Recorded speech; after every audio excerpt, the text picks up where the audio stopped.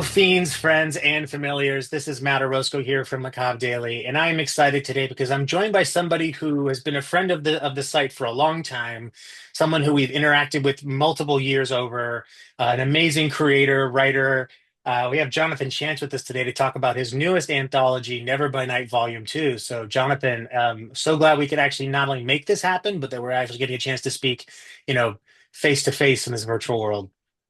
Oh, it's great. It's great to see you. And I was just commenting on how you got a wonderful t-shirt on that's probably obscure to a lot of people, but I recognize that. I know that movie. So yeah, nice to meet you finally.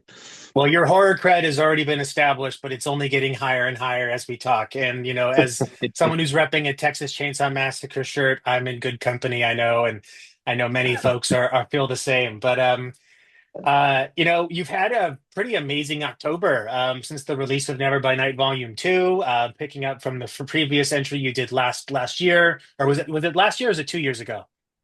It was last year. Yeah. Last Hmm. year. So, first and foremost, I think before we get into the second volume, just curious to know what inspired you initially to create your own anthology. Funny enough, actually, it was the very thing that I wanted to do first of all before I got in the comic book. So I came basically from a filmmaking background. I came out to LA as a filmmaker. I'd won some awards, was nominated, etc. And then I wanted to get my stories out in a different medium. And I always grew up. Well, I grew up loving comic books probably as much as I loved horror movies, so it seemed like a perfect fit. And then, funny enough, when I decided to get into horror comic books, so I could get my stories out in a different way, all of a sudden it seems like there's been this whole revitalization of horror in comics, so much so that even Marvel and DC have jumped on that bandwagon in the last 5 or 6 years, creating stuff around their characters and whatever.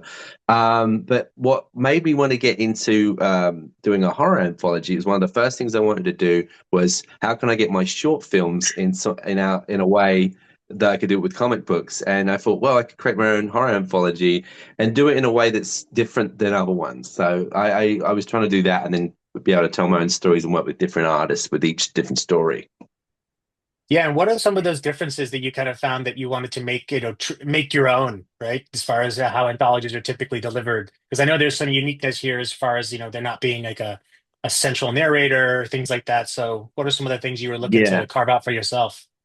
Yeah, I think that was one of the main things. I thought, well, there's already the crypt keeper, and they're so iconic. It's not that you don't want to try to match something like that, but I just don't want to copy that. Maybe it comes back to the whole when I was in art college, when I'd do my own work, I'd end up doing my work at home because I feel like there was a lot of people in art college that were there just to breeze through, think it's going to be easy and copy other people's work, and I was one of those people that they would copy. So I do all my work at home and everything. So it was something like making a horror anthology. I thought, how can I do something that's original to the point of, okay, each story is a standalone story, but also on top of it, let them speak for themselves and only have something of a creepy poem or for warning that the reader can read before the stories and then as it ends as well. And in its sense, I can imagine even with the filmmaking background stuff, this transitioning to something even bigger. I could totally imagine this as even a TV series or something one day. Who knows? Hey, touch wood, man. You never know what can happen. And Hmm. I definitely think that the focus on the story shines through pretty clearly with each one because again, you don't have that kind of I don't want to call it filler because I know it's not that, but you don't have that distraction from the stories themselves. And in particular, some of these stories kind of just they are in themselves their own worlds that invite us into them. So that added Yeah. layer of storytelling may not be necessary just to get us right into the horror. And as this being the second volume, the second year you're doing this, is there anything that you learned from the first volume that you apply to the second volume in terms of tone, content, story, or are these just a continuation of ideas that you didn't have time for in the first volume? I think someone was saying the other day that when you putting something together, it's almost like an album. It's like I've always been agreeing with things like that. Like you want something to be in a particular type of order. So making your own horror anthology, you get to choose what order the stories go in, and there is something as such like with songs on an album, how they can go in a great flow and a great way from one story to the next. And this one, I wanted to. I think like the last volume before, what I've learned is that um, those were some of my earlier stories as well, and ones that I'd been holding off of even releasing because I was thinking, well, I've had horror stories and shorts being in other anthologies with Antarctic Press and Heavy Metal and places like that, but I wanted to have some for my own, so I held off on even releasing them. So there were some of my earlier works. So I guess with any writer, as they go on, they get better at what they do. They know what they want. They know what the reader wants as well. So here I am. You know, those stories are a little earlier. These ones are newer, and I think I've made them more taut. I've I've tried and tested, working with different creative groups. I know what works, what doesn't, how quickly I can get them done, how effectively. Communication is vital. I make sure that I not only write the stories, but I storyboard them. I tell them exactly kind of what I'm after, and then we're all on the same page to try and create this great vision with each story. And then I like to think that they come together in this nice book that celebrates not just seasoned artists that people can look forward to seeing which volume's going to have who, from what great comic books they've already done to also up and coming artists as well that they can be excited about. Oh yeah, I mean, I think one of the nice things about what you've put together is that while you are the kind of true center of the narrative, you've invited all these different illustrators and artists to come and contribute, which I think gives each story a very unique flair beyond just the fact that the stories themselves are differentiated. Especially I Right. think of the first story, the late night host, and then the second one, the video van man. They're tonally different and they're visually Yeah. different in ways that I think almost feel like you're breeding something entirely new. So, in a Yeah. sense, I think it's a nice treat for comic readers to know that when we're reading something, we're getting kind of this really almost like a cornucopia of styles as opposed to just one or a handful that you get with some of the other anthologies and releases. Oh yeah, and I also think that I've been saying this before as well for a while that every story has a different tone and atmosphere, and I think Video Van Man is one of those stories um, that is an acquired taste for some, but for other people it's like, oh, this feels so nostalgic. Even the art line work and everything is like from that period, and the coloring and everything. So you do have to have the right artist for the right story. And then, like in the volume before with Never By Night Volume One, there was a Victorian kind of gothic story. You've got to have someone that can actually draw Victorian buildings. You realize that that's not Right. always easy for people to draw or to tonally have all that that's required to make a gothic story that requires shadow and pacing and building that's maybe even slower than another comic story that's normally faster because it's a faster paced world.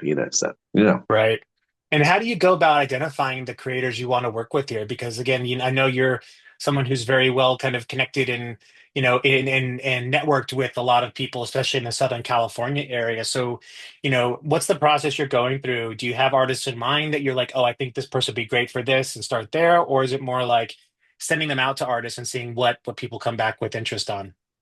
Oh, I know a lot of people do that. They will put it out there like, who's interested? I've got this out, and I'll pick the person. But I kind of like to privately go in my own mind, and I will stumble across people all the time, whether they be up and coming or whether they be people that are already in the industry. And if an artist stands out, it's not just how great is the artist, because it's one thing to have like, wow, this person's a really amazing artist, but if they ever done comic books before, it's very Right. specific. Like, can you do paneling? Can you do motion really well? Can you do action really well? So there's some artists that it's like, okay, they're really great for like a really graphic looking stuff or it's really gritty, but when it comes to action, maybe action's not their thing. So I almost, not that I have to work around them, but if you can get someone that can do all of that, then that's amazing. But sometimes particular people are good for particular things, and if you've got the right story, what's good for that. So I'm always on the lookout. I will screen capture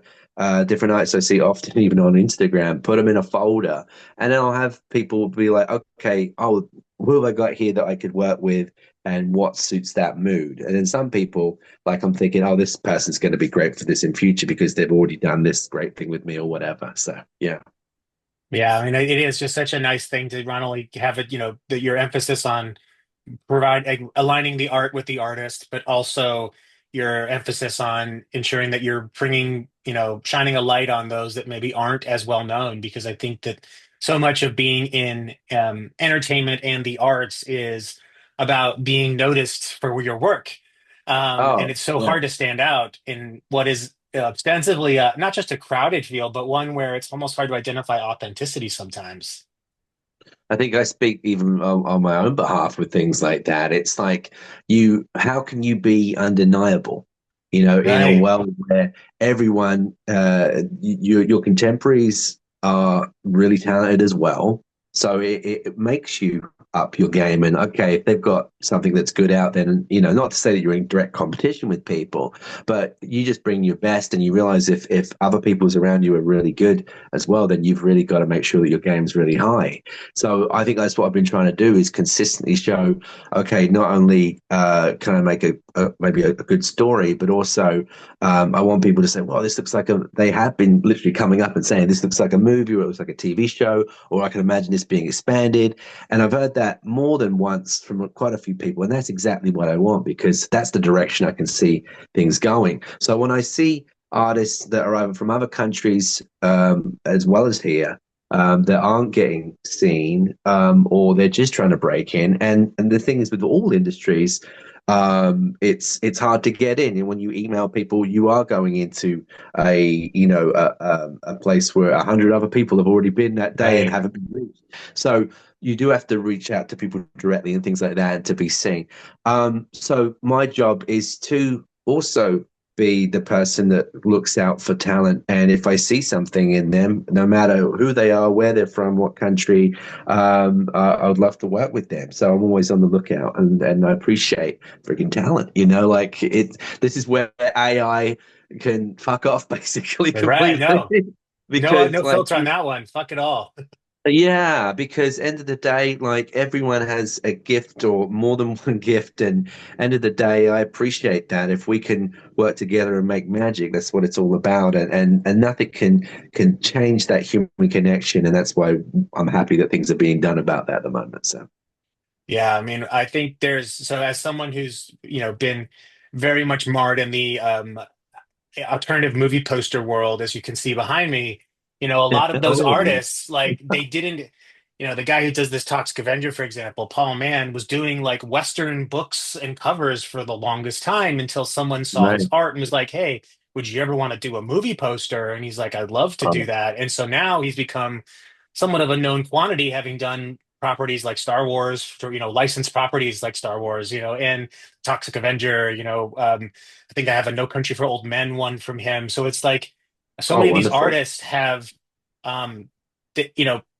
right, there's talent out there, and it's just they need an opportunity to demonstrate it, and go beyond Right. just maybe some of the, freelance work that comes their way and really getting to sink their teeth into something that they're really inspired by. And speaking of your inspirations, obviously you mentioned some of your, the desire to not want to kind of copy what's been out there with Tales from the Crypt and the EC Comics things.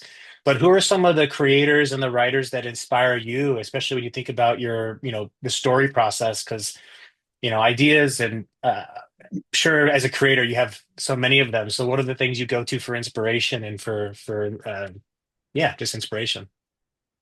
I think I realized from a young age that creativity is something that feeds me, and I think creativity feeds other people, or if not creativity, other things feed people. And once you understand that, it is almost like what you need to breathe. And as weird as it sounds, or as weird, No, no, as I get it. hard as that sounds, um, you always want to come from a place of, or at least I try to, what hasn't been done before or what can be done in a completely different way. So if that's my intention always going in, or how you can twist something, I'm going to try to find that and do that and bring that to people. Also though, sometimes I'm in a playful mood, and I don't know if you remember back in the day from movies like, from Stephen King and stuff, like when he do things like Cat's Eye, like that's him in a playful mood, Right. and you can have playful anthology stories that are creepy and chilling, but they're kind of fun because we're all in it for the laugh. um, and then you want something that's thought provoking and makes you think. So I'm always trying to think, okay, is this something that will make people think, or is it cautionary? Is it just more fun but creepy or whatever? And you want to stand out. So I've been inspired, growing up. I mean, I watched all kinds of horror movies. I watched things that will just be require no thinking. It's just brain dead fun. And then there'll be stuff that really makes you think. And I think it's those things like from David Lynch and David Cronenberg and John Carpenter, all the people that we grew up loving and things like that. They inspired you to maybe get into filmmaking and things like that. But the artist part of you is always thinking, what can I bring? What can I do different? And you should always come from that place. That's what I try to do. Yeah, I mean, I think it's so easy. I mean, on the topic of AI, like AI is essentially a plagiarism machine, right? Most of the time, what it's doing is Oh, it's yeah. borrowing from other places and trying to create something novel from it. But most of the time, we can Right. tell that's where this comes Yes. from, or that's what you're borrowing from, and it makes it not only Right. does the research continue to show that our brains don't trust AI generated content, but it just doesn't provide the same level of experience when it comes to, especially in comics, where so much of the experience is about the art combined with the word in a way that elicits an emotion that you don't get from live action, you don't get from a video game where you're interacting with it directly. You need to, as you said, have fine artists that know how to illustrate in that way because so much of a comic's excitement comes from how it's paneled and how it's laid out. You can have the world's Right. best story, but if you don't have the right art and it's not laid out in the right way, it's really be really hard to connect with it. Right. I think that what you were just talking about with AI as well, it's like once we dispose or take something away that is so profoundly important to us as human connection, what do we have? Right. Like you listen to a song and it makes you shiver or it makes you cry. But you see a piece of artwork and it really touches you in some emotional, expressive way that can only be done by a human being. And so once you take that out of the equation, what have we have? Well, we have product. And Yeah. when did art ever become about just being a product? We're all here because, labor of love or whatever it may be. We hope to make money from what we're doing, of course, but it really at the Yeah. source of all things is that we want to make something not just entertaining, but something profound or something great or makes people think or what's inspired you, you want to share with other people. So that's what I try to do with my stories in that. And I think at the very least, what they can do with AI, if they have to frigging have it, I understand that let's put it this way: if AI is now what essentially was a Twilight Zone episode from many decades ago, then the difference is that when Rod Serling or whoever was writing those stories, they were always thinking on the behalf of the human being: is how can it Right. serve us? How can it help us? Right? Or how Or can how it can it get harm us? us? Yeah. Exactly. So it's one or the other. So why would you outwardly make it a monetary machine? Because everything revolves around money, and that's the sad part. So it's not like it's here to help all of us. So it's one thing that there's copyright infringement and there's plagiarism. So this is plagiarism like 100 times, 1,000 times, 1,000,000 times. So if you're gonna do it, if you really have to do it, then you need to have the information, and they have this information that says, okay, we took 20% from Frank Frazetta. We took 1% from this, 0.5% from this, and pay all those people Yeah. and outwardly royalty all those people. If you're going to give them the option, would you like to be paid for doing this? If not, we'll choose another option. And then, because if you have to have it, because right now it's like the wild, wild west, and it's just not right. People that hardworking people are suffering from this and losing jobs. God knows else it could go even worse than that. They can lose their homes even. So, yeah. Yeah, I mean, I think, and what you just mentioned about the idea of paying royalties is so in conflict with the business model that AI has built around itself, which is this idea that it can train itself on free information and then you have to pay to access that free research that it's collecting. And so essentially what you're paying for is however much it costs to build the fucking thing, and maintain Oh it. yeah, yeah. And it's, moving aside the ecological impacts, the economic impacts of all of this stuff, that it's just not good for our planet. I think it No, also, it's toxic. yeah, it's awful. And it is a situation where I think people that really appreciate art and the creativity that goes into it are kind of inherently adverse to it. I think our biggest enemies end up coming from the corporate world. Is like the ease, the lower barrier to access and the ease of access to thing puts a lot of people, particularly if you're a designer of some sort or working in illustration, like it's so much easier to prompt it than it is to just hire somebody and go through the creative process. But the reality is the output's never going to be as good. It's always going to be noticeably AI. And I think Right. that, we're just at a point where it's important that we remind anybody, whether they believe in it or not, AI or not, that there's a cost for going this direction. And if we're willing to I think accept that cost, artistically. oh, Mm, artistically, financially, I mean, so many things. I mean, we are not born to create. We are not born to sit at desks and click buttons all day. Some people really want to do that, and that should be an option. right, But most of us, right, especially in the creative side, we want to do things that allow us to stretch our brain in that way. But capitalism doesn't reward creativity. It rewards productivity or rewards, right, financial metrics. And I think it's a constant battle between what we intrinsically want to do versus what we have to do to survive. And those are never been in right. more conflict than they are now. Um, Yes, yeah. but this is an anthology that comes out during the Halloween season. It very much feels like something that folks can read, like adding it into their rotation with the scary stories they tell from the dark, or their favorite Fear Street or Goosebumps book. Obviously, it has a bit more of an adult tinge than those last two. But do you have any Halloween traditions, whether it's films or things that you do, that you are most, that you save for this part of the year? Um, I, you can always set out goals. They don't always happen, but I True. try to watch. I try to watch. I was off to a good start. When October began, I probably watched about 5 or 6 horror movies. Like every day, I was trying to watch one horror movie. I know a lot of people do that, but it fell off the bandwagon there. That I didn't get around to completing that task, and so I'm just trying to watch as many as I can when I can, you know. Yeah. But normally around this time of the year, I try to watch some classic Hammer horrors. I think because I grew up on Hammer horrors, and I even named my son Christopher after Christopher Lee and Christopher Reeve. And one of the first ever horror movies I ever saw was Horror of Dracula, and that Oh, was the original first Christopher Lee horror movie. And so, yeah, there's something about putting on a Hammer horror movie. You know, they took everything what was the universal horror picture, but bringing that color into it and seeing blood in the oozing bright red that it was for the first time in Technicolor. Like, there's something about that. As a kid, I was super young when I saw it. It was probably, I think it was on beta, and I remember my mum saying, "Oh, you'll get nightmares for watching this," and I ended up having nightmares. I remember I was about 4 or 5 years old. And the only reason I had nightmares is because she told me I would, because that's what you do. You listen to your mum, right? right. But I was always back then fascinated. I was scared, but I was also fascinated because I knew it wasn't real. I mean, I just somehow it was a theatrical thing, and I guess even as early as that age, I was trying to figure out how it was all done, and I think that's how I ended up getting into filmmaking and stuff like that, and with Never by Night being a tradition every Halloween.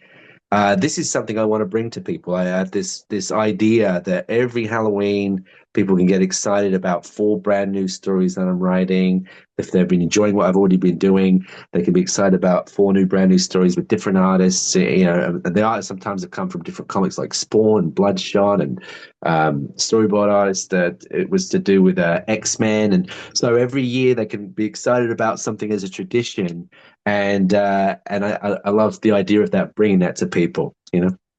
Oh, for sure. And like I said, it's something that, when we come to consuming media, especially during the month of October, I think, I used to be somebody who could do the 31 days of horror movies. In fact, I've been actively participating in this other one, which is more extreme, which is like 100 horror movies in 92 days. Now, Oh, granted, I am I'm in a unique position because I watch so many fucking movies from Macabre Daily that it's like it allows me to kind of it provides a mechanism to complete these things. But what ends up happening kind of every single time is that eventually falls off. And it's because I think yeah, the diversity of media we consume keeps us excited about the kind of content we're engaging with. And so if you right, just watch movies, you're not going to see what's happening in the comic book world or the literature world. And if you're just reading books, you're not going to know what's happening in films and television. And there's also video games, which have become, an amazing avenue for horror creators to not only deliver interesting stories, but also really double down on the fear element.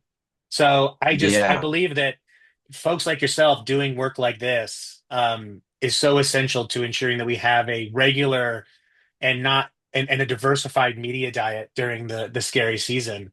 Um, and I know that we're still celebrating the release of Volume 2, but is there any other projects that you're working on that you're keen to share, um, whether they're coming up in the short term or maybe in the longer term? Yeah, I got a few things. Presently, already in motion is something. I was working with J.M. Brand. I did a story with Horror Not Hate, so I'm happy to say that I do have a story in there. Funny enough, that story's pretty old. I read it, wrote it a long time ago. I only added some elements that are supernatural to that. But once again, like the way how late night hosting Never by Night is relevant to today, it couldn't be more relevant. I think the story that's in that anthology that's on Kickstarter at the moment. I did a story in a anthology called Pots and Panels, which is an unusual anthology that's literally all the creatives or all the writers and artists in this book have literally written the story and also produced a recipe. So it's a recipe book and a comic book, and it's massive. It's a massive, big, thick book, and it literally, once again, combines new, indie creatives with, all the seasoned creatives as well. And I'm actually proud to say that my story is right next to Steve Niles. So I don't think that's a coincidence. I think that's It's an intentional placement. so I think so. I mean, I'm pretty proud. I mean, I feel like you wouldn't put something like not as good next to Steve Niles. I feel like okay, these are pretty, matching maybe in how effective they are. I've also got so I've got a horror series I'm hoping to do. The first issue's already done. I'm looking for a publisher for it called America Hysteria.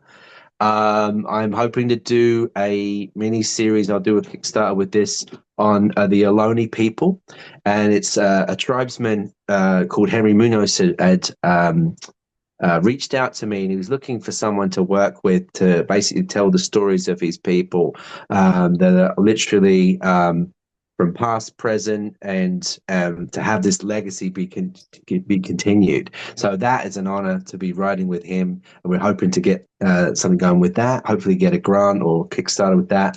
And lastly, I'm also going to do a one shot big book with which is going to be about 50, 60 pages called Moonlit Palms with Critical Entertainment. So on top of the 4 stories for volume 3, which I hope is even going to keep this tradition going, I've got these other things happening as well. So yeah. Well, I mean, it's good for folks that are enjoying your work like myself because it'll gives us more of this to engage with. So Yes. the more work you're doing, the better, as far as I'm concerned. And my last question for you, Jonathan, is a bit of a fun one. Obviously, we're in the scary season. Do you Mhm. have any sort of top three Halloween candies that your go-tos? Oh man, I don't remember the episode of Bob's Burgers with the full bars. They go to this island. They go to this particular island or whatever because they know all the rich people are there, and they have all big bars, like the full chocolate size bars. So if you get any full size chocolate bar, I think that's a win-win. So Totally. Totally. I wait for the day when I can afford full size candy bars to give out to the hundreds of I know. children that pass through our neighborhood. But Same. for now, I stick to the fun size until we can afford the mega size. But Right. um, Right. Jonathan, I just want to remind everyone watching this that you can pick up volume 2 and Never by Night now today. It's available on Amazon. You can get the digital copy, you can get a hardcover copy. So please do yourselves a favor, inject this into your scary season media diet. It doesn't have to be scary season to read this stuff. I mean, horror fans reread and engage with Anytime. horror all year round. So this does not feel limited to that, but hopefully it inspires some folks to say, "Hey, I'm gonna not only incorporate this into my traditions, but I'm gonna be looking forward to Volume 3 next year." And Jonathan, you've always got a place to talk about your work here, and just so happy we can make this work. Me too. Thank you so much for having me, Matt. It's been awesome. Oh, it's a pleasure. I'm sure we'll have you back again to talk more about not just comics, but film, all the good stuff around horror. So for now, everyone, make sure to pick up your copies of Never by Night. You can get the first volume as well, so you can have all of them ready to go. 8 stories you can ingest for the last week of Halloween. So from us over at Macabre Daily, be good, stay safe, and watch more horror movies.